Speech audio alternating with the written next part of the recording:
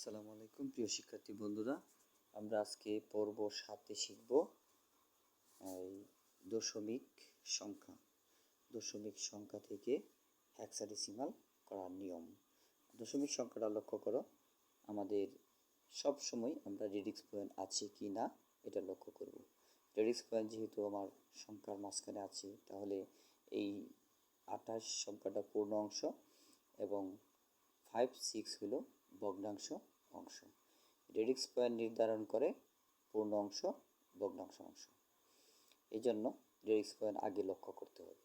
আমরা ইতিপূর্বে শিখেছিলাম রেডিক্স পয়েন্ট সামনে সবটাই ভগ্নাংশ অংশ, অথবা রেডিক্স পয়েন্ট নেই, না থাকলে আমরা পিছনে ধরি, মানে পুরোটাই পূর্ণ অংশ। এইভাবে আমরা শিখেছি ইতিপূর্বে। এখন আমরা শিখতেছি একই সংখ্যায় রেডিক্স পয়েন্ট আছে মাঝামাঝি, যে কোনো এক জায়গায় আছে, যার পূর্ণ অংশ আছে আবার ভগ্নাংশ অংশ আছে। তাহলে এটা কিভাবে করব, মানে পূর্ণ অংশ ভগ্নাংশ দুইটাই একসাথে। আমরা আলাদা আলাদা শিখেছি ইতিপূর্বে, এখন দুইটা একসাথে আমরা শেখার নিয়ম কৌশলগুলো দেখি। এটাও কিন্তু ঠিক আগের মতোই, যেমন এখানে পূর্ণ অংশ আছে 28, এই 28 এই যে পূর্ণ অংশ লিখবা, লিখে দাগ টেনে এই 28 লিখবে, এই যে এই 28 এখানে লিখবে। তারপর 16 দ্বারা ভাগ। 16 দ্বারা কেন? ওই যে বলা হয়েছে হেক্সাডেসিমাল কত, যদি বলা হয়তো বাইনারি করা, মানে 2 বেস দেওয়া থাকতো, তাহলে তুমি কি করতা, 2 দিয়ে ভাগ করতা। আর যদি এখানে 8 দেওয়া থাকতো, অর্থাৎ অক্টাল কত, তাহলে তুমি 8 দ্বারা ভাগ করতা। ঠিক আছে, এখন আমরা এই সংখ্যাটাকে 28কে আমরা কি করব, 16 দ্বারা ভাগ করব। ঠিক আছে, এখন ভাগটা তো আমরা অবশ্যই এভাবে করতে পারি। 28-এর মধ্যে 16 কয়বার যায়? একবার যায়। একবার গেলে আর 16 একে 16, 16 আবার 28 থেকে বিয়োগ করলে অবশিষ্ট থাকে 12। হ্যাঁ 12, কিন্তু হেক্সাডেসিমালে কিন্তু আবার 12 নেই, 0 থেকে 9 পর্যন্ত। তখন আবার এই যে ABCD এরকম মান এই যে এক পাশে লেখা থাকতে হবে, এরকম A সমান 10, B সমান 11, C সমান 12, D সমান ABCD সমান 13, আবার এই ই সমান 14, ই সমান 14 এবং F সমান 15। এই মানটি লিখে রাখতে হবে, তাহলে তোমার বুঝতে সহজ হবে। তাহলে এখানে সি সমান 12 কেমনে হলো? ওই যে দেখো এখানে লেখা আছে এই যে সির মান 12, তাহলে আমার এই যে 12 জায়গায় সি লিখতে হবে। তারপর এই 1কে 16 দ্বারা ভাগ করা যায় না, এই জন্য আমরা কি করব, যখন ভাগ না যাবে তখন 0 বার, তখন 0 দিয়ে 16কে গুণ করলে 0 0 0, এই 16 0 0, এই 0 যদি আবার 1 থেকে বিয়োগ করি তাহলে আমার অবশিষ্ট 1 থাকে। আরেকটা সহজ উপায় আছে, কি মনে আছে? যখন আমার এখানে 0 আসবে তখন এই জায়গায় যা থাকবে তাই আমার অবশিষ্ট, তাহলে আমার এই ভাগ গুণের দরকার নাই। যখন 0 আসবে এখানে যত থাকবে ততই অবশিষ্ট। এখন এটা যেহেতু আমি ভাগ করে দেখিয়ে দিলাম, কিন্তু অনেকে আছে এভাবে ভাগ করতে পারে না, এই জন্য ক্যালকুলেটর ব্যবহার করলে আরও সহজ হয়ে যাবে। দেখো আমরা কতকে ভাগ করব? 28। 28 কি এই যে 28, 28 কই? ওই যে দেখো এই যে 28, এই যে 28কে 16 দ্বারা ভাগ। তাহলে ক্যালকুলেটর আমরা এই যে 28 নিলাম, এখন ভাগ চাপো, ভাগ চাপলাম। আচ্ছা, তারপর ভাগ, এই যে ভাগ, এই যে ভাগ চাপলাম। এখন কত লিখতে হবে? 16, 16, এই যে 16 লিখলাম। এখন সমান সমান, আর হ্যাঁ রেজাল্ট আসলো কত? 1 রেডিক্স পয়েন্ট 7 5। তাহলে আমরা ভাগ করার সময় এই রেডিক্স পয়েন্টের বামে যে সংখ্যাটা, এই সংখ্যাটাই আমরা ঠিক এই জায়গায় লিখব, এই যে এই জায়গায় লিখব। এখন ক্যালকুলেটরে যে ওই যে এই রেজাল্টটা আসলো, ওই যে 7 5, এটা আমি এখানে ধরবো না। এই ক্যালকুলেটর কোনো সময় ভাগশেষ দেখাবে না, সে রেডিক্স দশমিকের মান দেখায় দিবে। এই জন্য আমরা ওইদিকে যাব না, আমরা শুধু ওই যে রেডিক্স পয়েন্টের বামে যে সংখ্যাটা থাকবে ওই সংখ্যাটা আমরা ঠিক এই জায়গায় লিখব। তারপর আমরা এই অবশিষ্ট কিভাবে বার করব, এটার কৌশলটা হলো এই দেখো, এই 16 আর এই 1 গুণ করতে হবে। এই 16 আর 1 গুণ করবে, গুণ করলে তুমি কত পাইতেছো দেখো, ক্যালকুলেটর দেখো। প্রথমে লিখবে 16, এই যে 16 গুণ কত দিয়ে, কত দ্বারা গুণ, এই যে 16কে 1 দ্বারা গুণ, তাহলে 1 দ্বারা গুণ করো, এই যে 1 লেখো, এই যে 1 সমান সমান সমান সমান কত আসলো, 16 আসলো। ঠিক আছে, এখন এই 16কে যখন 1 দ্বারা গুণ করে 16 পেলাম, এই 16 এই 28 থেকে মাইনাস করো, তাহলে লেখো মাইনাস, এই যে আবার কাটো, দেখো 28, এই যে 28 মাইনাস 16,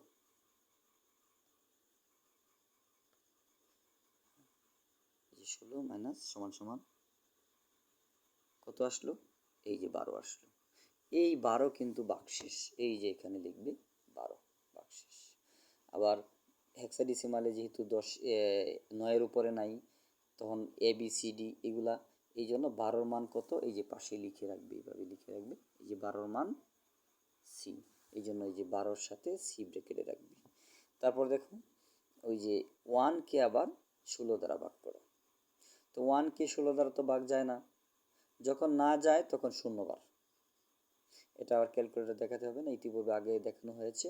দেখো 1কে 16 দ্বারা ভাগ করলে ভাগ যায় না, না গেলে 0 বার, তখন অবশিষ্ট কী হবে, ওই যে মনে আছে যে এখানে যখন 0 হবে তখন এই জায়গায় যা হবে তাই অবশিষ্ট, সোজা কথা, আর বোঝার দরকার নেই। বাস, তখন আমরা এই যে পূর্ণ অংশ কত, এই যে পূর্ণ অংশ কত 28, এই যে 28 লিখবো, ব্যাস দিব দশমিক, রিজাল্ট কত পেলাম, রিজাল্ট হলো এই যে রিজাল্ট, এই যে নিচ থেকে উপরে, এই যে নিচ থেকে উপরে, অর্থাৎ এমএসবি এলএসবি, এমএসবি শুরু এলএসবি শেষ। তো প্রথমে 1, এই যে প্রথমে 1 লিখতে হবে, তারপর ওই যে সি লিখবে, এই যে সি, কিন্তু 12 না, 12 লেখা যাবে না, এখানে ওই সি লিখতে হবে, লিখে এই যে বেস দিলাম। তাহলে আমরা কি এই পূর্ণ অংশের উত্তরটা পেয়ে গেলাম। এখন বাকি, এই যে পূর্ণ অংশ উত্তর পেলাম, বাকি রইল ভগ্নাংশ অংশ। এই ভগ্নাংশ অংশ আলাদা করতে হবে, এই যে লিখবে ভগ্নাংশ অংশ, লিখে টান দিবে, টান দিয়ে তারপর কলাম তৈরি করবে, পূর্ণ অংশের এবং ভগ্নাংশ অংশের কলাম, দুইটা কলাম তৈরি করা হলো। তখন আবার ওই যে এই ভগ্নাংশ অংশ রেডিক্স প্যান 5, 6 এখানে লিখতে হবে, এই যে রেডিক্স প্যান 5, 6, কিন্তু ভুল করে কোনো সময় এই যে 5, 6 লিখবে কিন্তু রেডিক্স প্যান দিবে না, এই ভুল যেন না হয়। হ্যাঁ, এই যে রেডিক্স প্যান 5, 6 দিয়ে তারপরে যে 16 দ্বারা গুণ, 16 দ্বারা গুণ কেন, যেহেতু আমাকে প্রশ্ন বলা হয়েছে যে হেক্সাডেসিমাল কত, এই জন্য 16 দ্বারা। যদি বাইনারি কথা বলা হতো তাহলে 2 দ্বারা, আর যদি অক্টালের কথা বলা হতো তাহলে 8 দ্বারা গুণ করা হতো। এখন 16 দ্বারা গুণ করো, হ্যাঁ 16 দ্বারা গুণ করে দেখো, ক্যালকুলেটর লও, কতকে গুণ করতে হবে, রেডিক্স পয়েন্ট 5, 6, তাহলে লেখো রেডিক্স পয়েন্ট 5, 6 গুণ 16, 16 সমান সমান আনসার কত আসলো, এই যে দেখো রেডিক্স পয়েন্টের বামে 8, ডানে 9, 6, তাহলে এই 9, 6 লিখবো ভগ্নাংশের কলামে, আর 8 লিখবো পূর্ণ অংশের কলামে। এই দেখো 8, এই যে 8 পূর্ণ অংশের কলামে, আর এই যে 9, 6 ভগ্নাংশ অংশের কলামে। আর এখানে যেহেতু 2 ঘর ছাড়া রেডিক্স পয়েন্ট, আমারও এখানে রেডিক্স পয়েন্ট দিতেই হবে মাস্ট। তারপর এই সংখ্যাটাকে আবার আমরা 16 দ্বারা গুণ করছি, এই যে 16 দ্বারা গুণ করছি, আবার ক্যালকুলেটর দেখো, হ্যাঁ সংখ্যাটা কত ছিল, ওই এই রেডিক্স পয়েন্ট 9, 6, হ্যাঁ আমরা লিখবো আবার রেডিক্স পয়েন্ট 9, 6, এই যে 9, এই যে 6, এই যে দেখো রেডিক্স পয়েন্ট 9, 6, এটাকে গুণ, গুণ এই যে গুণ কত দ্বারা 16, এই যে 16 দ্বারা গুণ, হ্যাঁ 16 দ্বারা গুণ করলাম সমান সমান, এই যে 16 দেখো, এই যে 16, তারপর এই যে সমান সমান আনসার আসে গেল। 15 রেডিক্স পয়েন্ট 36। তাহলে 15 হলো পূর্ণ অংশের কলামে লিখতে হবে, আর 36 ভগ্নাংশ অংশের কলামে লিখতে হবে, কারণ রেডিক্স পয়েন্ট নির্ধারণ করে পূর্ণ অংশ এবং ভগ্নাংশ অংশ। রেডিক্স পয়েন্টের বামের সংখ্যাটা পূর্ণ অংশ, ডানের সংখ্যাটা ভগ্নাংশ অংশ। তাহলে আমরা লিখে নেই, এই যে লিখে নিলাম 36 হলো ভগ্নাংশ অংশ, আর এখানে যেহেতু 2 ঘর ছাড়াই রেডিক্স পয়েন্ট, এখানে 2 ঘর ছাড়াই রেডিক্স পয়েন্ট দিতেই হবে বাধ্যতামূলক। আর ওই যে 15 ছিল পূর্ণ অংশ, কিন্তু 15 পাশে এফ লেখা কেন? কারণ ওই যে আমি আগেই বলা হয়েছিল যে এই যে মানগুলো এখানে লিখে রাখবে এইভাবে, ওই যে 15 মান এফ, এই জন্য এখানেও এই যে 15 জায়গায় এই যে এফ লিখে ব্র্যাকেটে রাখা হবে। এখন সাজানোর নিয়ম, এখানে কিন্তু আমরা প্রথমে যেহেতু পূর্ণ অংশ পেয়েছি, তারপর আমরা 0 না পর্যন্ত করতে হবে। এখানে অক্টাল এবং হেক্সাডেসিমাল সংখ্যার মধ্যে এই 2, 4 বার 3 বার করলে যদি 0 না আসে, তাহলে আর করলেও লাভ নাই, অনেক যেতে হবে। এই জন্য এই 2 বার করলাম, আমার খাতা ওইদিকে শেষ, এই জন্য 2 বার করলাম, 2 বার করে সাজিয়ে নিলাম। এই যে MSB উপর থেকে নিচ দিকে LSB, এটা হলো শুরু, এটা হলো শেষ, অর্থাৎ উপরে 8 নিচে F, এভাবে লিখতে হবে। এই দেখো উত্তরটা লেখা আছে, যে এই রেডিক্স পয়েন্ট 56, ওই যে সংখ্যাটা,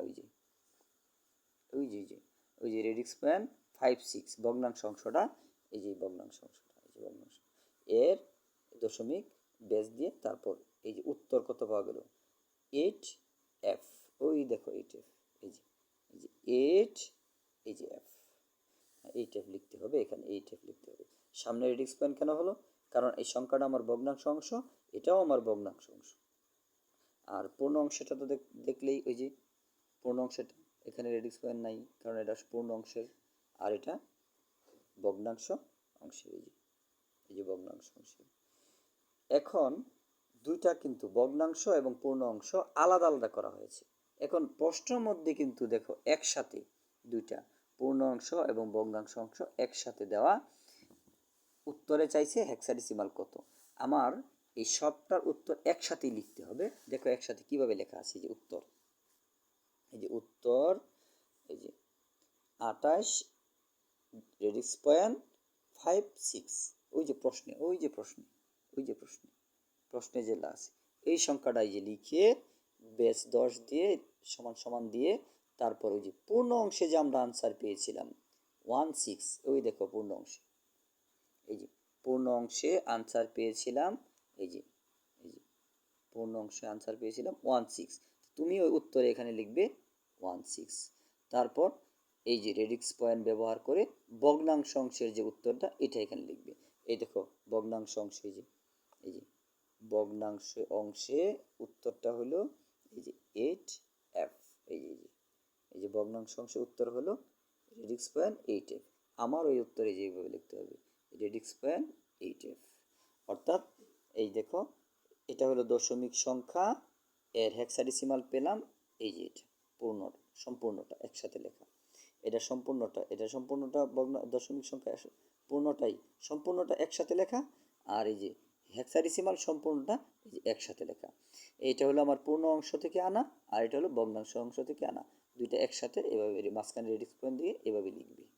ঠিক আছে? তো তাহলে আমরা আজকে শিখলাম কি, পর্ব 7-এ শিখলাম হইল পূর্ণ অংশ এবং ভগ্নাংশ অংশ একই সাথে থাকলে কিভাবে আমরা এই দশমিক সংখ্যা থেকে হেক্সাডেসিমাল, বাইনারি, অক্টাল করতে পারি। কিভাবে করব? ওই যে পূর্ণ অংশকে ভাগ করে ভগ্নাংশ অংশকে গুণ করে। কত দিয়ে ভাগ করব, কত দিয়ে গুণ করব? যেই সংখ্যায় যাব আমরা, যেই সংখ্যা করব ওই সংখ্যার বেজ দ্বারাই ভাগ, ওই সংখ্যার বেজ দ্বারাই গুণ।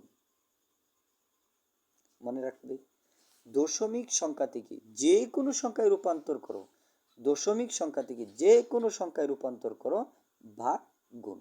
ভাগ হলো পূর্ণ অংশকে, আর গুণ হলো ভগ্নাংশ অংশকে। এই কথাটা মনে রাখবে সবসময়। ঠিক আছে? তাহলে আমরা এই দুইটা একসাথে আমরা কি করলাম, হেক্সাডেসিমাল করলাম। সামনের 8-9 পর্বে আমরা শিখব এই পূর্ণ অংশ ভগ্নাংশ অংশ একই সাথে থাকবে, ওটাকে বাইনারি কী করে করা যায়, অক্টাল কী করে করা যায়, সামনের পর্বে এগুলো দেখানো হবে। আজ তাহলে এই পর্যন্তই। খুদা হাফেজ।